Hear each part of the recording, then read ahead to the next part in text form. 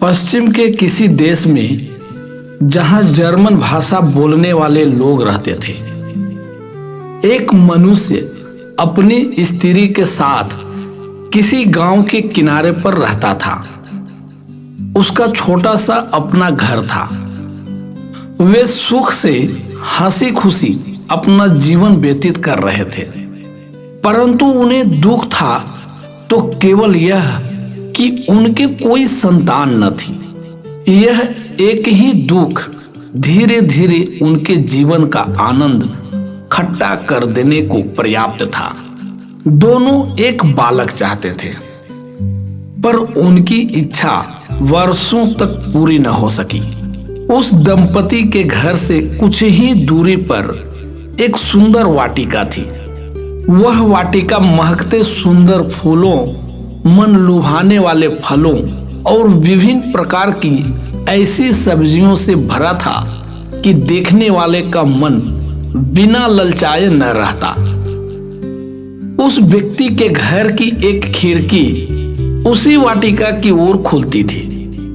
उसकी स्त्री प्रातः खिड़की खोलकर वाटिका देख लिया करती और अपना मन बहला लिया करती थी, परंतु उस वाटिका में वह क्या, कोई भी जाने से डरता था। उसकी स्वामिनी एक क्रूर भयानक दानवी जो थी, जिसका नाम था गोथैल माई। गोथैल माई उस वाटिका में ही बने एक विचित्र घर में रहती थी और उसकी वाटिका एक ऊंची दीवार से घिरी हुई थी। एक दिन स्त्री अपनी खिड़की से बैठी गोथैल माई की वाटिका निहार रही थी। उसका मन वाटिका में लगी उत्तम साग सब्जियों से अटका हुआ था। तभी उसने वहां खूब हरी पत्तियों वाला सलाद उगा देखा। उसकी चमकदार कोमल पत्तियां सूर्य के प्रकाश में खूब चमक रही थी। इस सलाद को तो मैं अवश्य खाऊंगी, स्त्री ने मन में ठान ली। उसकी लार जो टपकने लगी थी। जैसे ही उसका पति घर लौटा, स्त्री ने सलाद खाने की जिद की। उसके पति ने बहुत समझाया कि दानवी की वाटिका में जाना जान खतरे में डालना ही तो है, पर वह नहीं मानी। विवश होकर पति बेचारा रात के अंधेरे में दीवार फांद कर कुछ सलाद उखाड़ लाया। स्त्री ने वह सलाद तुरंत ही खा लिया। उसका स्वाद उसे इतना भाया कि वह अब तो प्रतिदिन ही पति को सलाद लाने खदेड़ देती थी। पति डरता डरता उसे दानवी गोथेल की वाटिका से सलाद ला देता। अंत में एक दिन वही हुआ जिसका उसे डर था। वह वाटिका में उतर ही रहा था कि सामने दानवी गोथेल को खड़ा पाया।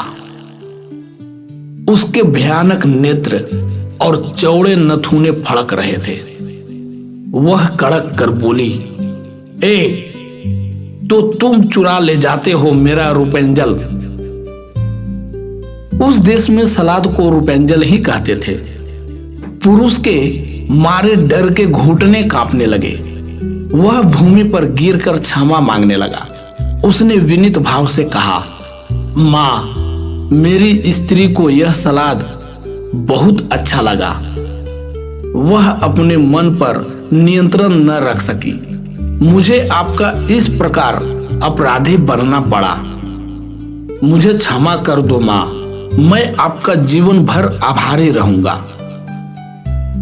गोथेल माई ने उसे कुछ क्षण निहारा, फिर वह आंखें चढ़ाकर बोली, अच्छा यह बात है तो तुम रुपेंजल ले जा सकते हो, पर एक शर्त है। तुम्हारे जो भी संतान होगी वह पहला बच्चा मेरा होगा। पति बेचारा बहुत भयभीत हो चुका था। वह गोथैल से प्रथम बालक देने का वचन देकर अपनी जान बचाकर जैसे हो सका वहां से भाग आया। समय फिर अपनी चाल चलने लगा। पर एक विचित्र बात हुई। जो कुछ पति पत्नी वर्षों से चाह रहे थे वह हो गया। उनके घर एक अति सुंदर कन्या ने जन्म लिया। वे पुत्री पाकर इतने प्रसन्न हो गए कि दानवी गोथेल को दिए हुए वचन को भी भूल गया। पर गोथेल माई कब चुकने वाली थी। वह कुछ ही दिन बाद आ धमकी। उसने डरावनी मुद्रा बनाकर कहा, हाँ लाओ, मुझे दो वो बालिका। यही तय हुआ था ना हमारे बीच। वह बालिका को पालने से उठाकर चलती बनी। बेचारे पति पत्नी विवशता से देखते ही रह गए और फिर फूट फूट कर रोने लगे। उनका जीवन फिर अंधकारमय हो गया। दानवी गोथेल उस बालिका को घने वन के अंदर ले गई। वहां एक बहुत ऊंचा मीनार बना हुआ था जिसमें कोई द्वार न था। केवल ऊपरी भाग में एक संकरी सी खिड़की थी। गोथेल ने बालिका को उसी मीनार की चोटी पर बनी कोठरी में बंद कर दिया। उसने बालिका का नाम रखा था रूपेंजल। दानवी गोथेल माई नन्ही रूपेंजल को अपने पालतू उल्लुओं और चमगादड़ों के हाथ भोजन भेज देती। वे उसे खिला पिला आते और इस प्रकार रूपेंजल उस मीनार के ऊपर बनी कोठरी में रहने लगी।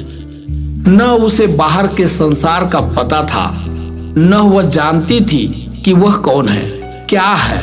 एकांत में मन तो किसी का भी नहीं लगता। रूपेंजल अपना अकेलापन खिड़की से झांक कर कुछ गुनगुनाकर काट लेती थी।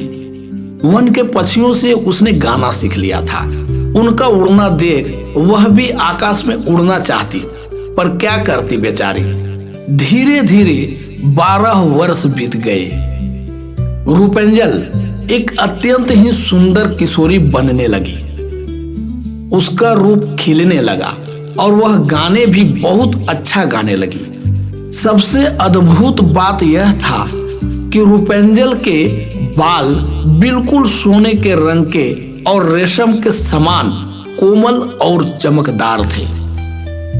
यही नहीं, इतने लंबे भी हो गए थे कि मीनार की खिड़की से बाहर लटकने पर रूपेंजल की लटें भूमि तक हो आ जाती थी।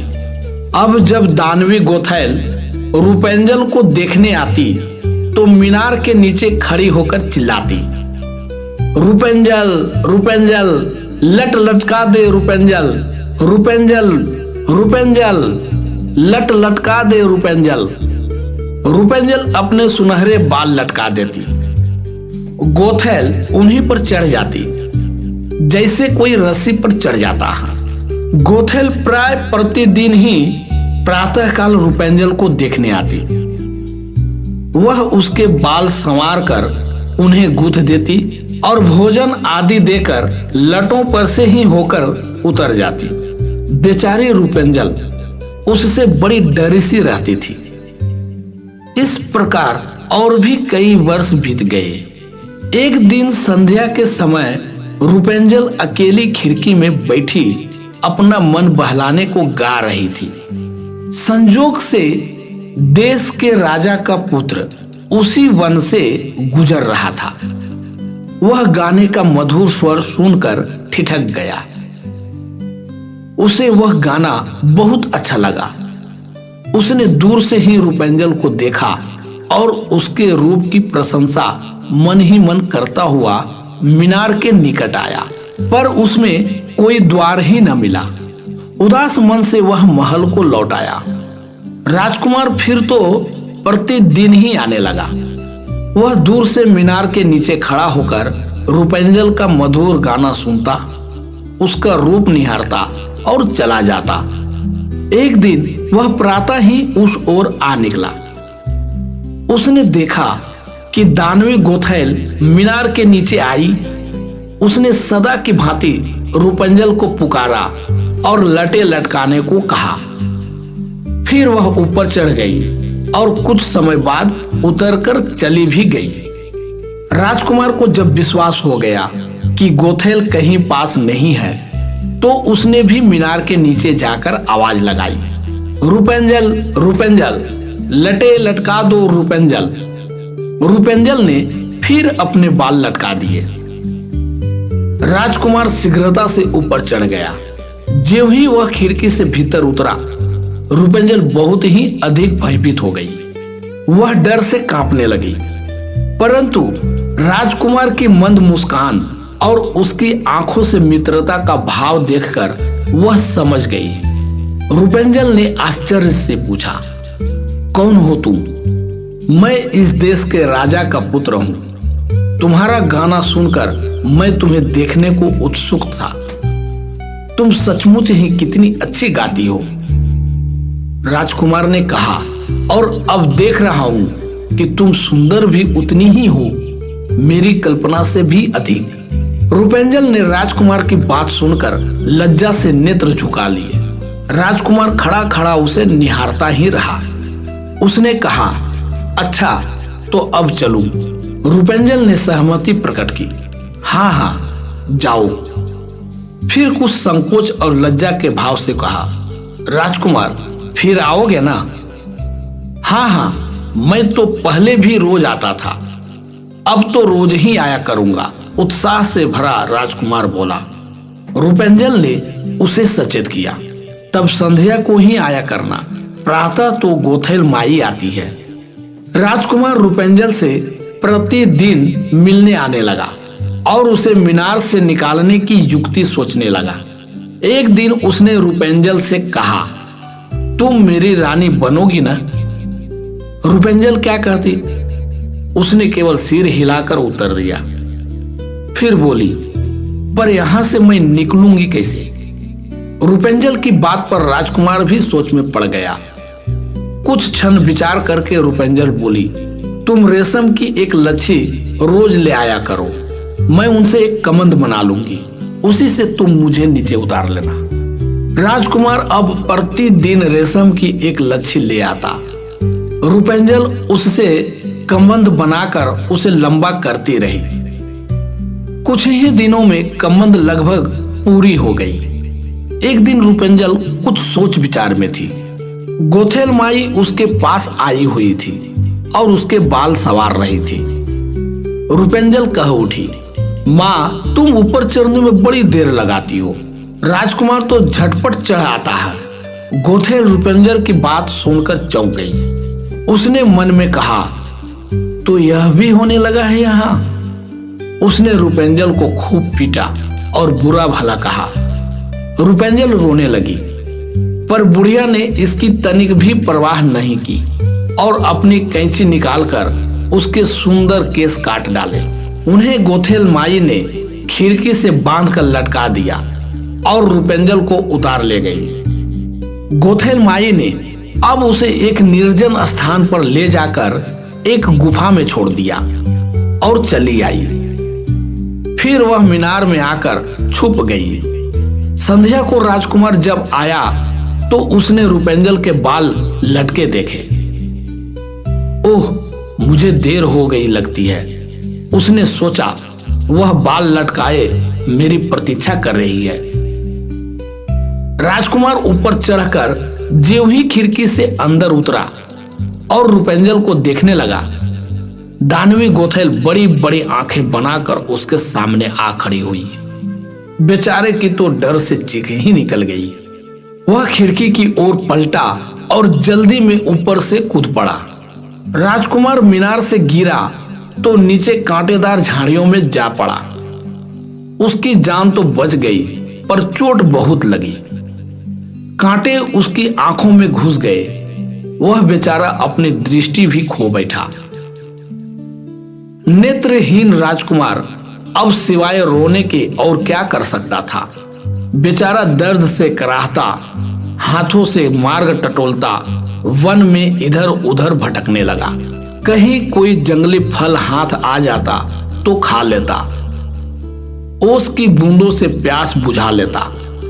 रूपेंजल को पुकार पुकार कर रोता और उसे ढूंढता रहता। इस प्रकार कई महीने बीत गए। एक दिन सहसा ही उसे कहीं दूर से गाने की करुण ध्वनि सुनाई दी। आवाज रूपेंजल की सी ही थी। वह रो रो कर कुछ गा रही थी। राजकुमार चौंका। फिर वह उसी ध्वनि की ओर मार्ग टटोलता हुआ चल पड़ा।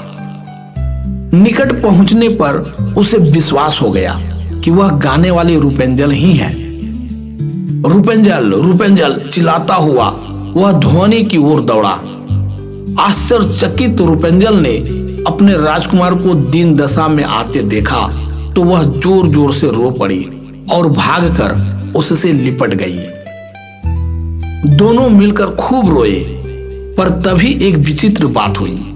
ज्यों ही रूपेंजल के गर्म आंसू राजकुमार की अंधी आंखों पर पड़े, उनके नेत्र एकदम भले चंगे हो गए। राजकुमार रूपेंजल को देखकर कितना प्रसन्न हुआ होगा, इसका हम अनुमान भी नहीं लगा सकते। तो दोस्तों, राजकुमार और रूपेंजल राजधानी की ओर चल दिए। वहां धूमधाम से उनका विवाह हुआ। वे हंसी खुशी महल में रहने लगे। धन्यवाद। अगर ये कहानी आपको अच्छी लगी तो वीडियो को लाइक करें, इस चैनल को सब्सक्राइब करें और अपने मित्रों को भी ये वीडियो शेयर करें। धन्यवाद।